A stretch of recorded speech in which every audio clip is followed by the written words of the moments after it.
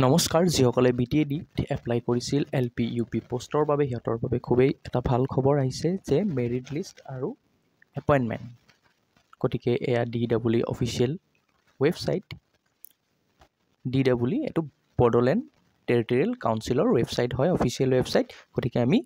সেইটো ৱেবছাইটটো ভিজিট কৰাত এখন নটিচ পালোঁ নটিচখন কি চাওঁ আহক আৰু এই নটিচখন আজিৰ ডেটত ওলাইছে 20 আগষ্ট 2024 ইয়াতে লেখা আছে it is hereby informed to all candidates who have applied online for the post of assistant teacher science teacher and hindi teacher LP UP স্কুলৰ বাবে যিসকলে এপ্লাই কৰিছিলে ইহঁতে এডভাৰটাইজমেন্ট নম্বৰটো দিয়া আছে ইয়াতে ভিড নম্বৰটো দিয়া আছে ইয়াতে লিখিছে যে final list of selected candidates will be published on official website অৰ্থাৎ বড়োলেণ্ডৰ যি এডুকেশ্যন ডিপাৰ্টমেণ্টৰ অফিচিয়েল ৱেবছাইট আছে education.bodoland.government.in ত প্ৰকাশ পাব কেতিয়া প্ৰকাশ পাব কাইলৈ প্ৰকাশ পাব সময়টো উল্লেখ কৰা নাই কাইলৈ যিকোনো মুহূৰ্ততে প্ৰকাশ পাব পাৰে আমি আপোনালোকক জনাই দিম টেলিগ্ৰামত আপোনালোকে মেৰিট লিষ্টখনো পাই যাব ডেসক্ৰিপচনত লিংকটো পাই যাব এতিয়া কথা হ'ল যে ইয়াতে আৰু এটা লিখিছে যে এপইণ্টমেণ্ট লেটাৰ নেক্সট দিনাখন অৰ্থাৎ যেনেকৈ DEE প্ৰকাশ কৰা হয় মেৰিট লিষ্ট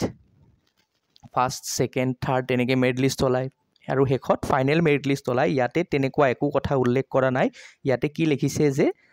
ডাইৰেক্ট কি বুলি লিখিছে যে ফাইনেল মেৰিট লিষ্টে ওলাব আৰু 22 আগষ্টত বডোফা কাউন্সিল কমপ্লেক্স চন্দ্ৰপাৰা কোকৰাঝাৰত 10টা বজাত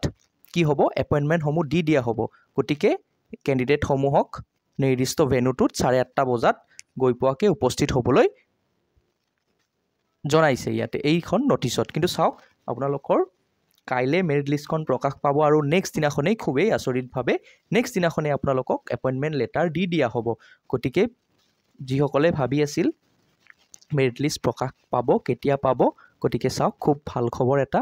আৰু নেক্সট কাইলে কেতিয়া মেৰিট লিষ্ট প্ৰকাশ পাব ইয়াতে আৰু এটা কথা লিখিছে যে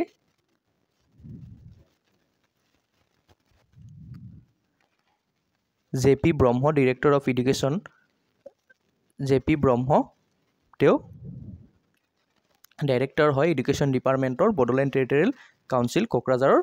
গতিকে পাব্লিছ নটিচ ইন 3 লিডিং আচ্ছা আৰু ক'ত প্ৰকাশ পাব তিনিখন নিউজ পেপাৰত বড়ো অসমীয়া আৰু ইংলিছ নিউজ পেপাৰত প্ৰকাশ পাব কিন্তু আমি অফিচিয়েল ৱেবছাইটত ভিজিট কৰিলে পাই যাম ৱেবছাইটটো কি আপোনালোকক জনাই দিলো আৰু কাইলে কেতিয়া মেৰিট লিষ্ট প্ৰকাশ পাব আমাৰ টেলিগ্ৰামত যেতিয়াই দিব আমি আমাৰ টেলিগ্ৰাম চেনেলটো ডাউনলোড কৰি মেৰিট লিষ্টসমূহ আপোনালোকৰ বাবে প্ৰভাইড কৰিম নিউজটোত ইমানেই আছিলে আৰু কোনসকলে এপ্লাই কৰিছিল আৰু কোনে কোনে ভেৰিফিকেশ্যন কৰিব গৈছিল নে যোৱা নাছিল কাৰ নম্বৰ কিমান আছিল আপোনালোকে ডেসক্ৰিপচনত কমেন্ট বক্সত জনাব পাৰে লগতে DEE ভেৰিফিকেশ্যন কেতিয়া হ'ব বুলি ভাবে হেয়াও কমেন্ট বক্সত আপোনালোকে জনাব পাৰে আৰু যিসকলে BTADত এপ্লাই কৰিছিল খুব ভাল খবৰ আৰু যিসকলৰ নাম একেবাৰে টপ